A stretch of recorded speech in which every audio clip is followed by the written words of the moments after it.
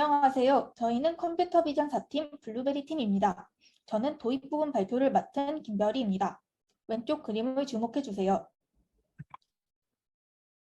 지금 나타난 노란 선은 무엇일까요? 제목으로도 짐작하실 수 있듯이 이는 우리 일상생활에서 흔히 보이는 점자블록으로 시각장애인들의 길을 안내해주는 역할을 합니다.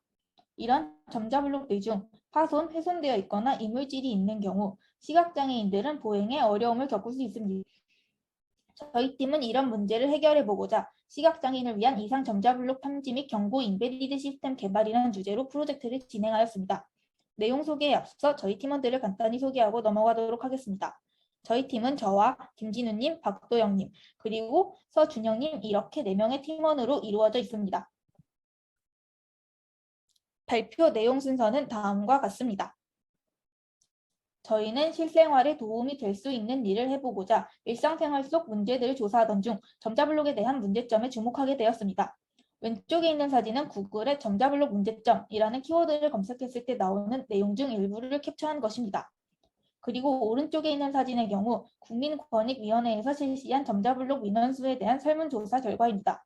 신문, 보고서 등이 꾸준히 나오면서 점자블록 문제점에 대해서 다루고 있으며 관련 민원도 증가하는 추세를 보이고 있는데요. 와중에 명확한 해결책에 대해서는 제시되고 있지 않다는 것을 알게 되었습니다. 왼쪽의 원형 차트는 앞 슬라이드에서 보여드렸던 민원에 대한 조사 결과입니다. 파손, 훼손에 의한 민원이 가장 많은 44.2%의 비율을 차지했다는 결과가 나왔습니다. 이에 따라 저희는 사람들이 가장 많이 민원을 넣는 파손, 훼손된 점자블록 문제에 주목하였습니다. 또한 이런 문제를 해결하기 위해서 데이터를 직접 수집하게 되었는데 수집하는 과정에서 사진에서 보이는 OS 껍질이나 이외에 낙엽 등이 올라가 있어 위험해질 수 있는 경우 또는 흙으로 뒤덮여 있는 경우들에 대해서도 주목하여 이런 이상이 있는 블록들을 알려줄 수 있는 시스템을 개발하는 것을 목표로 잡게 되었습니다. 그래서 정리하자면 저희는 실시간으로 인공지능 모델을 활용해서 시각장애인들의 보행을 위험하게 할 우려가 있는 이상 점자블록을 탐지하고 더 나아가 이를 보행자에게 경고음으로 알려줄 수 있는 인베디드 시스템을 개발하는 것을 주제로 선정하였습니다. 다음은 데이터 수집 및 전처리 과정에 대해서 살펴보겠습니다. 저희는 사진에서도 볼 수 있듯이 다양한 환경에서 정상 및 이상치 데이터를 수집하였습니다. 이때 모델을 학습시키는 과정에서 이상 여부를 잘 분류할 수 있도록 확대하여 점자블록 이미지를 촬영하여 데이터를 수집하였습니다. 그 후 좀 더 많은 데이터가 필요한 것 같아서 증강을 통해 총 9,774장의 정상 데이터와 29장의 이상치 데이터를 확보하였습니다. 데이터 전처리 과정으로는 수집한 데이터들을 224 사이즈로 만들었다가 증강 이후 모델을 학습시키기 전에 중간 부분을 위주로 크롭하여 128 사이즈로 만들었습니다. 정상 점자블록이라고 생각되는 수집했던 데이터를 증강하고 이를 9:1 비율로 나누어서 8,796개의 트레인 데이터셋과 978개의 테스트 데이터셋으로 분류하였습니다. 그리고 심하게 문제가 있는 이상치 데이터 29개는 테스트 데이터셋으로 분류하여 이후 모델에서 얼마나 잘 분류해내는지 확인하고자 하였습니다. 다음은 모델 구현에 대해서 설명드리겠습니다. 저희가 수집한 데이터들은 정상 데이터가 이상 데이터보다 훨씬 많다는 특징을 가졌는데요. 저희는 정상 데이터에 비해서 적지만 이상 블록을 탐지하는 것이 중요하다는 특징을 고려하였을 때 이상치 탐지 모델을 사용하는 것이 좋겠다는 첫 번째 결론을 내렸습니다. 그러나 간혹 있는 이상치 탐지를 위한 방법 중 슈퍼바이즈드 어노멀리 디텍션의 경우 이런 불균형한 데이터셋으로 모델을 학습시킨다면 성능이 낮을 가능성이 높았기에 다른 방법을 찾아보자고 의견을 모았습니다. 또한 파손, 훼손 정도나 이물질의 정도가 다양해서 명확한 기준으로 레이블을 부여하는 것이 어렵다는 점까지 고려하였을 때 비지도 학습을 통한 이상 블록 탐지를 하는 모델을 만드는 것이 적합하다는 결론에 이르게 되었습니다. 오토 인코더는 비지도 학습 이상치 탐지 모델로 유명한 모델이었고 이 오토 인코더의 원리를 잘 활용한다면 파손, 훼손, 이물질이 있는 이런 이상 점자 블록을 잘 탐지할 수 있을 것이라 생각해서 오토 인코더 딥러닝 모델로 구현하기로 했습니다. 오토 인코더의 이상치 탐지를 하는 원리에 대해서 가볍게 살펴봅시다. 여기서 학습에 사용되는 데이터가 대부분 정상이라고 가정합니다. 오토 인코더는 주요 특징에 대해서 학습하는데 정상 데이터가 대부분이 들어가게 되므로 오토 인코더는 정상 데이터의 주요 특징을 학습하게 될 것입니다. 저희가 전처리를 완료한 이 오리지널 데이터가 인풋으로 들어갑니다. 이는 오토 인코더의 인코더 디코더를 거치면서 최종적으로 지금 보이시는 리컨스트럭트 이미지가 만들어지게 됩니다. 둘의 차이가 보이시나요? 위에 리컨스트럭트의 경우 데이터가 거의 똑같이 복구된 것을 볼 수 있는 반면 밑에 있는 데이터는 나뭇잎의 색이 차이가 나는 것을 볼 수 있습니다. 실제로 탐지하는 이상 데이터들은 이렇게 다른 색으로 복구가 되거나 그 주변으로 데이터 복구가 기존과 차이가 나게 복구가 되면서 오리지널과 리컨스트럭트 둘의 차이가 커지게 되는데요. 여기서 트레시홀드를 정상 데이터는 정상으로 보고 이상 블록을 잘 탐지할 수 있게 저희가 설정한다면 이는 충분히 좋은 성능을 가질 수 있을 것이라 생각하여 오토인코더를 모델로 선정하게 되었습니다. 다음으로 오토인코더의 버틀넥 선정입니다. 앞서 말씀드렸다시피 오토엔코더는 입력 데이터를 받아 엔코더 과정을 거쳐 버틀넥이라 불리는 코드 계층의 레이턴트 스페이스를 보내 중요한 정보 핵심만을 추리게 됩니다. 그래서 저희는 코드 계층을 4, 8, 16으로 달리해서 비교 모델을 구성해 보았습니다. 다음과 같은 적층 컨볼루셔널 오토엔코더 모델을 형성하였고 배치 사이즈는 16, 에포크는 100으로 설정하여 실험을 진행하였습니다. 버틀넥이 16일 때의 결과입니다. 버틀넥을 8로 했을 때와 4로 했을 때 모두 어큐러시, 프리시전, 리콜, F1 스코어가 16일 때보다 모두 낮은 수치를 기록하였으며 그 재현된 복구 영상 또한 그 정도가 질의 정도가 낮음을 알 수 있습니다. 따라서 저희는 버틀넥을 16일대로 선정하게 되었습니다. 다음으로 오토인코더의 종류 선정입니다. 오토인코더와 디노이징 오토인코더 그리고 인페인팅 오토인코더를 형성하여 성능 비교 실험을 진행하였습니다. 일반 오토인코더의 경우 학습 데이터셋을 전처리를 하지 않고 입력받게 됩니다. 그리고 디노이징 오토인코더의 경우 학습 데이터셋에 가우시안 노이즈 필터를 랜덤으로 씌워 아래와 같은 인풋 이미지 셋을 형성하게 됩니다. 그리고 인페인팅 오토인코더의 경우 학습 데이터셋의 일부를 랜덤 생성시키기 때문에 아래와 같은 데이터를 나타나게 됩니다. 세 모델 모두 94% 이상의 어큐러시와 0.04대의 밸리데이션 로스를 기록했습니다.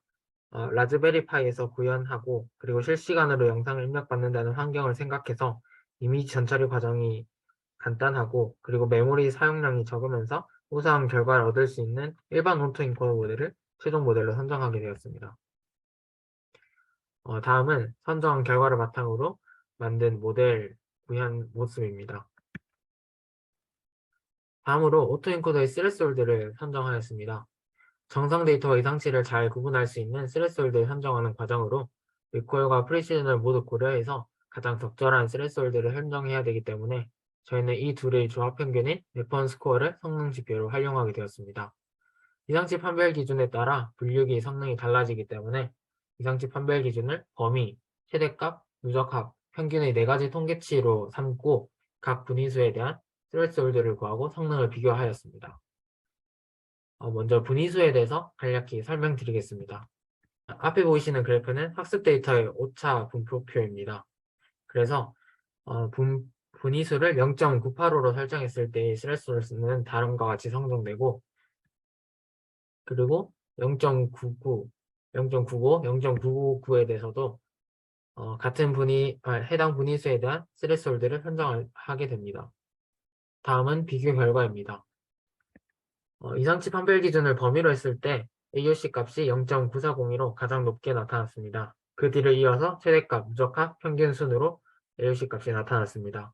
각 경우의 분위수는 상이하게 나타나는데 범위를 이상치 판별 기준으로 하였을 때는 분위수 0.99에 대해서 F1 스코어와 어큐러시가 가장 높게 나타났고 최대값은 0.995, 누적합은 0.99, 평균은 0.995일 때가 F1 스코어, 어큐러시 점수가 가장 높게 나타났습니다.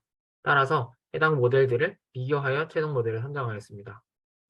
이상치 판별 기준을 범위로 설정하고 0.99의 분위수에 대해서 스레스홀드를 설정하였을 때가 F1 스코어와 어큐러시, AUC가 모두 가장 높게 나옴을 확인할 수 있었습니다. 따라서 저희는 버틀넥이 16인 적층 컨볼루셔널 오토인코더로 179 에포크 동안 학습하였고 범위를 이상치 판별 기준으로 하며 분위수 0.99에 대한 스레스홀드를 선정하여 최종 모델을 완성하였습니다. 다음은 해당 모델 성능 평가입니다. 성능을 컨퓨전 매트릭스를 통해서 나타내 보았습니다. 정상 데이터셋 978개 중 972개를 정상이라고 제대로 인식하였습니다. 그리고 29개 이상치 데이터셋 중 16개를 이상치라고 판별해내었습니다. 그중 정상 데이터지만 이상치로 판별한 이미지에 대해서 주목해 보겠습니다. 이상치로 탐지한 정상 이미지의 경우 일부 파손되거나 노면에 고르지 않고 또 이물질이 조금 묻어있는 그런 전자블록들을 검출하였습니다. 다음으로 이상치 이미지에서 비교적 파손 정도가 심한 경우를 이상치로 검출하였습니다. 또한 전자블록 위의 낙엽이나 바다 봉지 등 시각장애인의 보행에 위험이 될 수 있는 이물질도 함께 탐지한 것을 확인할 수 있습니다. 탐지하지 못한 13개의 데이터의 경우 약간의 크랙이나 작은 이물질이 포함된 경우로 시각장애인의 보행 안전에 위협이 될 수 있는 데이터들은 포함하고 있지 않았습니다. 그리고 성능 평가 지표를 통해서 확인해 보았습니다. F1 스코어, 프리시즌, 리콜, AUC 결과는 다음과 같으며 모두 우수한 성능을 임을 확인할 수 있습니다. 따라서 이상 전자블록의 경우 데이터 수집이 어려워 불균형 데이터셋을 형성하였지만 이상치로 분류된 이미지 중 파손 정도가 심하거나 이물질이 있는 전자블록을 잘 탐지하였고 전체적으로 높은 프리시전과 리콜을 가지기 때문에 분류기로서 우수한 성능을 가짐을 확인할 수 있었습니다. 다음은 인베디드 시스템 구현입니다. 수동부저의 플러스 부분은 GPIO 2번에 수동부저의 마이너스 부분은 그라운드에 연결하여 수동부저를 코드를 통해 제어할 수 있도록 회로를 설계했습니다. 오픈CV를 통해 실시간으로 스트리밍한 영상을 인식할 수 있도록 USB 카메라를 라즈베리 파이 USB 포트에 연결했습니다. 다음은 인베디드 시스템 통신 체계입니다. 배터리와 같은 외부 전원을 통해 켜진 라즈베리 파이를 SSH 원격 접속을 이용하여 노트북으로 접속합니다. 이때 공통적인 통신망을 갖추고 밖에서도 원활하게 이용할 수 있도록 스마트폰, 모바일의 무선 네트워크를 이용하여 라즈베리 파이와 노트북에 다중 연결해 줍니다. 라즈베리 파이 준비 세부 사항입니다. 파이썬을 기반으로 한 오픈CV, 텐서플로우 라이트, 넘파이, GPIO가 필요합니다. 여기서 중요한 부분은 파이썬과 라이브러리의 버전을 꼭 맞춰줘야만 코드가 정상 작동합니다. 인베디드 시스템 파이프라인을 통해 자세하게 하드웨어의 실행 과정을 살펴보겠습니다. 사전에 준비된 케라스 모델 파일을 텐서플로우 라이트 컨버터를 이용하여 텐서플로우 라이트 모델로 변환을 시켜줘야 합니다. 그 다음은 모델의 스레숄드를 설정하여 탐지의 한계선을 정해줍니다. 이 스레숄드를 기준으로 하드웨어가 출력값과 비교하여 알맞은 신호를 출력해줍니다. 카메라와 오픈CV를 통해 얻어지는 이미지를 넘파이 데이터로 변화시키고 사전 학습된 오토인코더 모델을 통과하여 결과값을 반환합니다. 이 결과값을 바탕으로 스레숄드와 비교하여 레인지 값이 스레숄드보다 크거나 같다면 이상치로 탐지함으로 소리 신호가 작동합니다. 그렇지 않다면 소리는 울리지 않습니다. 그럼 실제 환경에서의 테스트 영상을 확인하겠습니다.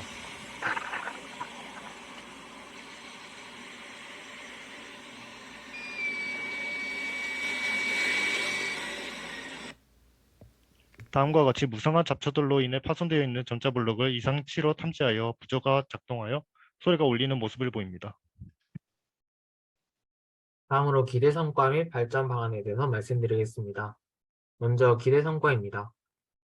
저희 인베디드 시스템을 활용해서 파손 훼손된 전자블록을 탐지하여 경고해 주어 시각장애인의 보행 중 위험한 상황을 사전에 방지할 수 있겠습니다.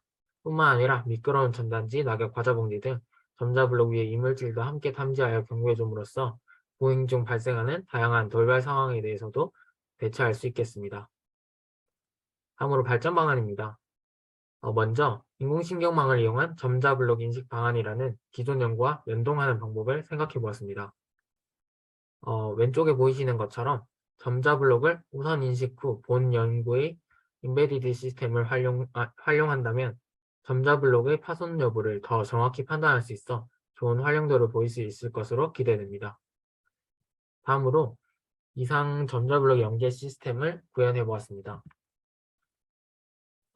인베디드 시스템을 통한 이상 전자블록을 발견하게 되면 인베디드 시스템에서 경고를 해주게 됩니다. 또한 이와 함께 GPS와 이미지 값을 받아들이게 되고 보고된 이상 전자블록 속성을 데이터화시킵니다. 그리고 기준치 이상으로 보고된 경우의 데이터를 관할 기관으로 고지하면 관할 기관에서는 지속적인 유지, 보수 및 개선 작업이 이루어지게 됩니다. 최종적으로 높은 수준의 시각장애인 보행 안전성 확보라는 기대 효과를 얻을 수 있겠습니다.